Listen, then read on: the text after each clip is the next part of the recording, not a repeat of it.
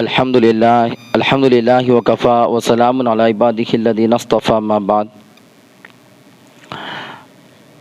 محترم بزرگ دوستو، طلاق کے تعلق سے چند معلوماتی باتیں ہیں کہ طلاق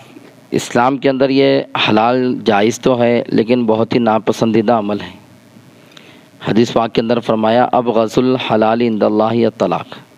کہ سب سے ناپسندیدہ حلال جو اللہ کے نزدیک ہے وہ طلاق ہے۔ بہت مجبوری میں اور جب میاں بیوی کا بالکل ہی نباہ نہ ہو، ایسی صورت میں اللہ تعالیٰ نے اس طلاق کو جائز اور مباح قرار دیا ہے۔ اس لیے اس کو بغیر مجبوری کے اور ضرورت کے بغیر اس کو استعمال کر لینا اور دینے سے بہت زیادہ ہی بچنے کی ضرورت ہے۔ اور مسلمانوں کو طلاق کے تعلق سے مسائل بھی معلوم ہونا چاہیے، خصوصاً نوجوان نسل کو، کہ نکاح کے بھی مسائل معلوم ہو اور نکاح کے طلاق کے بھی مسائل معلوم ہو۔ تو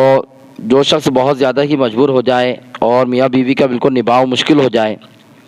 اور آپس میں ایک دوسرے کے حقوق کا بھی ادا نہیں کر سکتے، ایک دوسرے کا احترام باقی نہیں رکھ سکتے،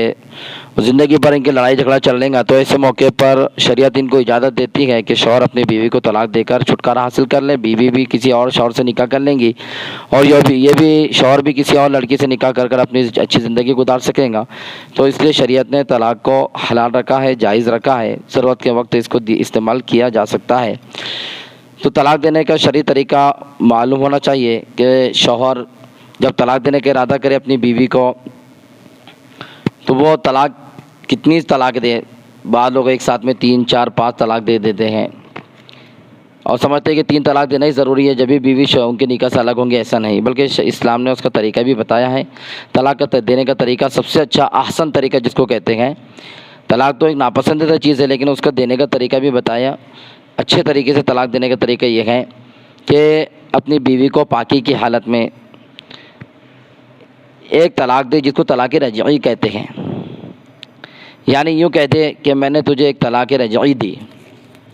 میں نے تجھے ایک طلاق رجعی دی، پاکی کی حالت میں بیوی کو اس طرح ایک طلاق دے دے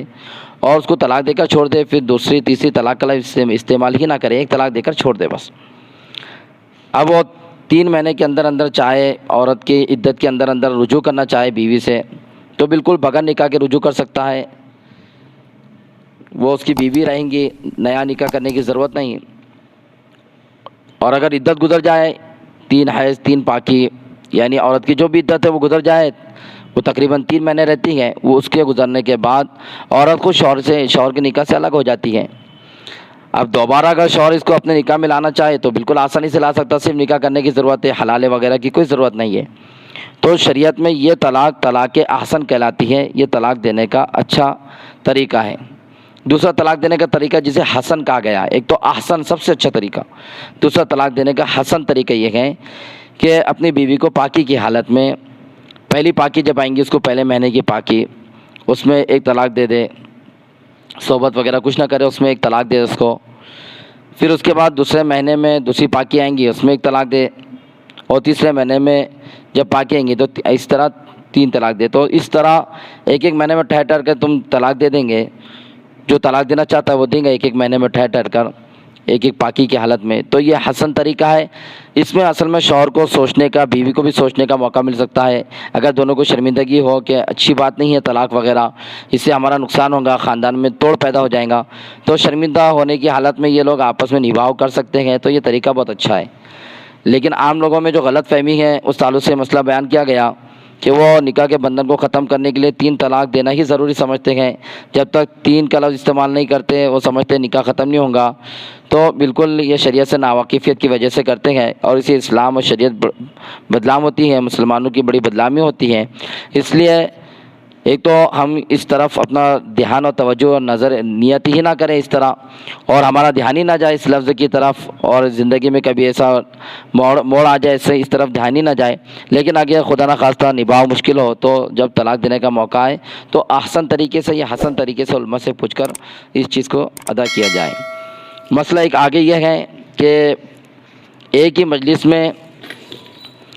دی گئی 3 طلاق بعض لوگ سمجھتے ہیں کہ ایک ہی واقع ہوں گی، تو ان کا یہ نظریہ، ان کی یہ سوچ بالکل غلط ہے، قرآن کے بھی خلاف ہے، احادیث کے بھی خلاف ہے، اور صحابہ کرام کے عمل کے بھی خلاف ہے،